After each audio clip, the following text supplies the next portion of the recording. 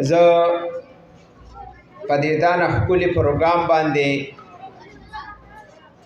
جناب امتیاز علي شاه صاحب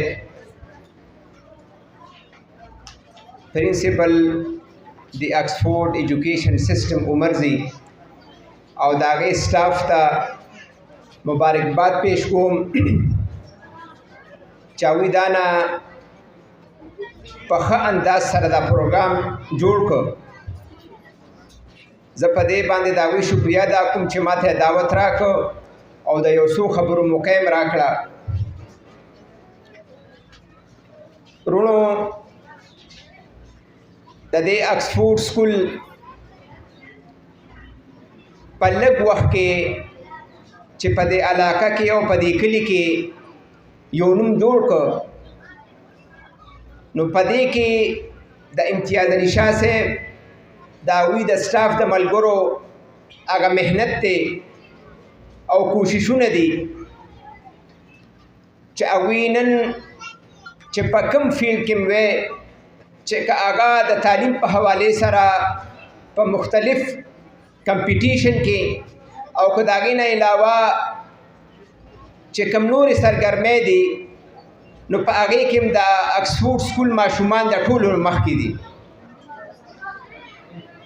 او نن چې دا پروګرام کیږي نو وروڼو د امتیاز علي شاه صاحب خو بخواري کوي، کوشش پم کوي، خو ورسره زمونږ د ماشومانو د والدینو هم دا ذمهداري ده چې هغوی د خپل ماشومانو تربیت په ښه انداز کولو دپاره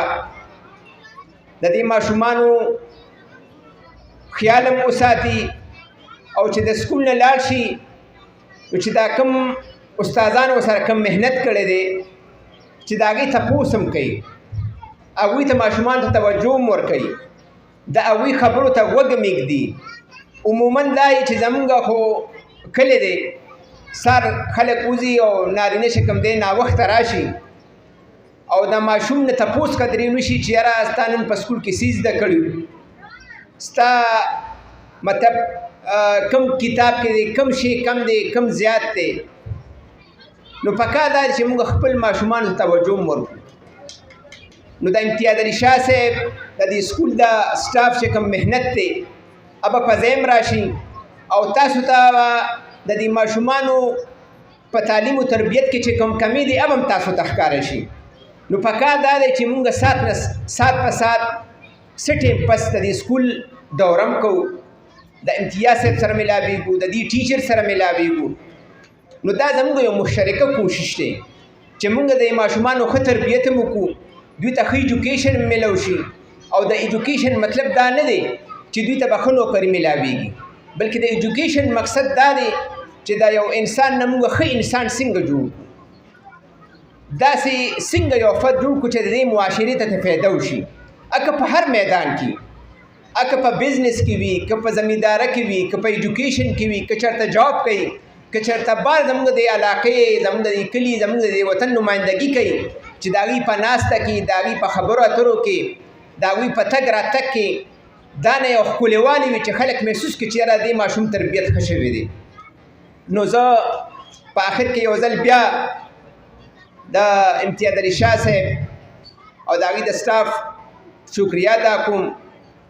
چې مونږ له مقرره کړو، تاسو ته مخکې مې یو څو خبرې وکړې او زه هم ستاسو شکریه ادا کوم چې تاسو د خپل ماشومانو دپاره لږ ټیم وویسته او د دې ماشومانو د حوصله افزایۍ دپاره د دې سکول د سټاف د حوصله افزایۍ دپاره تاسو دلته راغلی او په دې پروګرام کې شریک شوئ. ډېره ډېره مهرباني.